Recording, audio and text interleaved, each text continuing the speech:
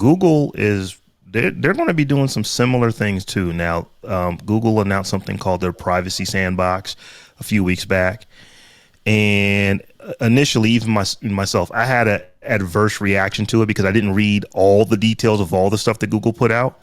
Because one of the things that they're going to do, instead of actually having a cookie, and for those who don't know, a cookie is basically a little file that sits on your machine. It comes by way of your web browser that you log into, and it basically allows one site to, if you have a cookie dropped here, you go to another site. If the website can recognize that cookie, it then can know who you are, and there's information that can be tied to it, and so on and so forth. Well, Apple has basically said no, unless you opt into that, we're turning all that stuff off. Well, Google, they didn't just turn it off like Apple. If I remember correctly, this is going all the way back to 2020. Facebook was pretty up in arms. I mean, they even put out some stuff. I would call this facetious. It was like, but what about the small companies and stuff like that? It's like, you were really worried about the small companies or the $169 billion that you lost, or were estimating that you were going to lose. Yeah, it was hella disingenuous. It was disingenuous is a strong word, and that probably was the word to use. But Google is saying, well, we need to do something different. Clearly people are saying we don't like being tracked this way. So they have come out with this privacy sandbox, but they're taking a different approach. Apple kind of said, hey, we're doing this. And then, I don't know, 4 months, 5 months, 6 months later, they actually did it.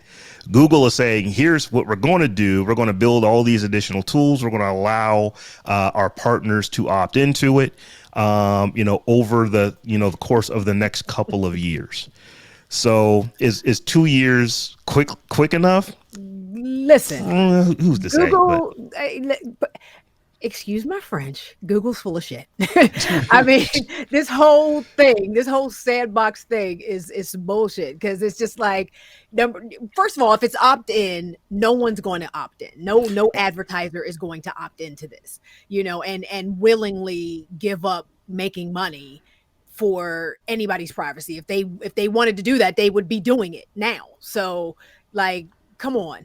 And the fact that you're trying to stretch it out over 2 years, and you're doing all you're trying to just drip all these little breadcrumbs along to see if anybody takes the bait. It's like, stop.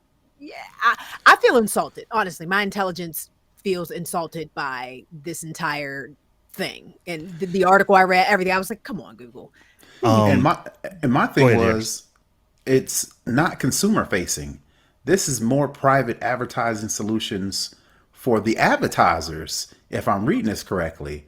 And that goes just further adds to Stephanie's point. Is like, what advertiser is going to be like, we're going to turn this thing on that's going to allow us to make money. I mean, if Google's going to do something, which clearly it doesn't look like they want to, they would make something consumer facing, because again, proof shows via Apple doing their thing with the iPhone and users. Like Stephanie said, I mean, I'm one of those people to where it says ask app not to track. I'm like, no. I'm pretty sure Google fans or Google users or Google consumers are going to do the same exact thing. So it's like, for them to make it advertiser facing and not even consumer facing is, again, a slap in the face. It's optics. It's all optics. It feels like it's all optics right now. So, like I said, I had some on another show. I had some very, very strong opinions. I've gone back and I've read some additional stuff. My opinions didn't change a whole lot, but I will give Google this benefit of the doubt when it comes to this. They're saying it's going to be opt-in. But does that mean that eventually this is our new system and you all have to do it? And this is the time frame that we're planning on pushing this stuff out. Like I said, I'm doing my best. I'm trying to give them the benefit of the doubt on that. Back to your point, though, Terrance, why are they making this an advertiser thing as compared to a consumer thing? Well, here's the fundamental difference in between how a company like Google, Facebook, Pinterest, Instagram, how they make their money compared to Apple. Apple makes their money by selling you things that you use to do stuff with. Google makes their money by selling you to to Right. whomever the highest bidder is. So they're not going to say, okay, well, right now, if we were to push this out based off of what we see what happened with Apple, because even though Apple is just one data point, it's a big data point. They know what's going to happen if they push that out. Overwhelmingly, most people are going to say, nah, I don't want to be tracked this way. And if that's the case, then if they were to build it based off of that type of metric, then Google's advertising dollars dry up darn near overnight. It may not be as bad as it was for Meta or some of these other companies that are very, very US centric, but it would still be very, very, very bad because Google does a lot of business here. So I think that what they're doing is that we're going to figure this out too. Google knows they have because if you start doing this with Android, somebody's going to look at that search engine eventually and say, why aren't you doing some similar things there? And, search is still Google's bread and butter, and I don't even think they want to go there. I don't even think they want to open that door to the scrutiny that search could face if they implement this stuff on Android. So it's just like, y'all ain't fooling nobody. Y'all got to say something because Apple's done it. And you want to look, you want to appear as if you actually care about your users and all the rest of that. But, honestly, this is a ton of lip service. I just want to read the last sentence of the one of the articles. Since Google is not making any privacy changes mandatory, it is basically asking advertising companies to voluntarily stop collecting data on users. If advertisers wanted to do that, they could make that change today.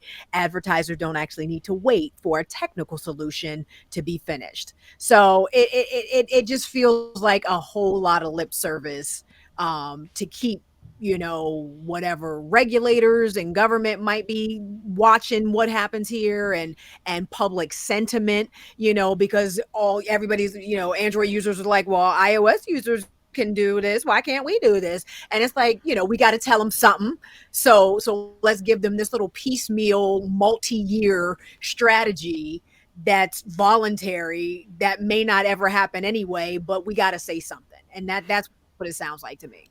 Right. And to answer your question, well, not to respond to what you said, Rob, about Apple and Google and Facebook, two different type of revenue streams. It sounds like they did this in response to what Apple did and in response to public sentiment. So how are you going to respond to something that Apple did if, in fact, two different type of revenues? Why would you even feel the need to respond at all? You could just say, oh, well, Apple makes some money doing this. We make our money doing that. We can't possibly do that, so we're not even going to respond. Why you feel need to respond to something Apple did? And two, like Stephanie mentioned, consumer sentiment.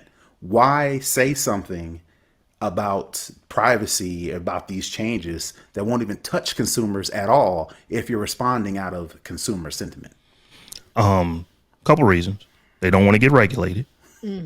That's a big one. It's just true, but they don't want to get regulated. And then I think it's on some level, Google doesn't want to upset its user base because I just bought a brand new Galaxy S22. Do you know what was sitting about 12 feet away from it? A brand new iPhone 13 Pro Max or Pro 13, whatever you call it. They're like literally, you could almost run and jump from one to the other. So right now, so many people are like, no, I'm not opting into ads. I don't want you tracking me. You can see what those numbers are. Based off of how much the market cap has gone down in these companies. I mean, you can tell there is a big difference in how things used to be and how they are right now. Google sees that, they know that, and it would be foolish for them not to at least try to get in front of that as much as they can because they want to keep people on their platform. That's how they ultimately make money. Google isn't making as much money if people move off Android and go to iOS. So I think that, we're doing this because we just want to absolutely do what is best for our users? No, they're doing it because we want to do what's best for our users, which is also best for us. I think that's kind of what it is. And so let me ask you two. Can you actually, because they talk a lot about in all of these articles about having a privacy preserving ad system. Can you have that? Can you have a privacy preserving ad system? And if so, what could that look like? I guess it depends on how you define private. Do I define private as as long as information that is out there about me can't be tied directly to me, Hmm. or versus just being tied So it's like to anonymized a information. profile, Yeah, a personal black data. black man, mid 40s, family, husband, wife, live in the suburbs. That's information that is about me, but it doesn't say Terrance Gaines lives in this Hmm. state, does Right. this, works at this, makes money doing this, that sort of thing. Goes to these Right. websites, browses these things, spends this long on this website versus spending this long on this website. That information, I'd be like, hey, back up. But the first information, it's like, okay, well, I still consider that private. Now, if they can do that and just, I think more people would be kind of okay. But the Hmm. fact that these way these companies track you, it's like they know how Everything. long you're on the internet, Hmm. what you buy, where you buy it, Everything. what you use to buy, credit card versus Hmm. this and that. And it's like, oh, back up. Yeah, with Google, the way that things used to work was that they actually had these cookies where they were uniquely identifying you. They knew who you were, That's right. to the person. The way that, from my understanding, that it's going to work now is that they're not going to continue to uniquely identify you. They're going to put you into buckets. So, were you on the shopping cart and did you exit? So maybe now you're going to be in a abandoned shopping cart bucket. Now, Hmm. my initial reaction was that, well, I don't need to uniquely identify you if I put you in enough buckets. If I got you in 100, 110, 120 buckets, I know enough To about narrow you it that I down. pretty Yeah. much can narrow it down.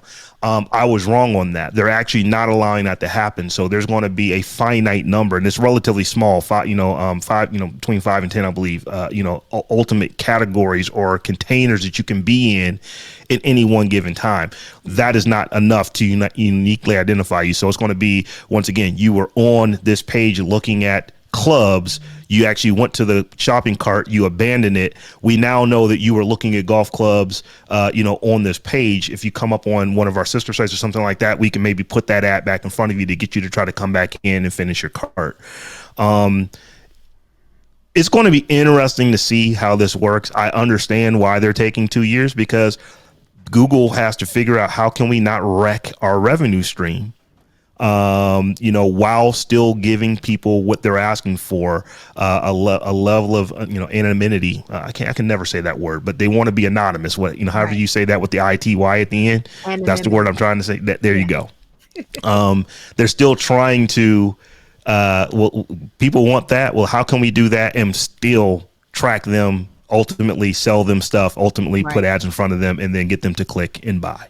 And again, this is the, tip of the iceberg for Google specifically, because it starts with Android, but it continues into search, it continues into YouTube, it continues into all of their properties. Apple has less skin in the game, if you will, as far as devices go, because they are primarily a hardware company, and privacy is one of their selling features. So, they have a little less to lose if they hadn't, necessarily adhered to all of these policies in the first place. But, Google, I just think they don't want anybody to really pull that curtain all the way back. So they're doing just enough to keep it mostly closed. Yeah, right now, if you pull it back, there's not much there because they haven't created this stuff yet. They've given themselves a 2 year window to try to figure Right. this out. But that's my point, is Right. why they're Yeah. they're giving themselves so much time, because they don't want this conversation to extend into all of the rest of their properties. And I think most likely search would be the one they'd be trying to hold on to the tightest.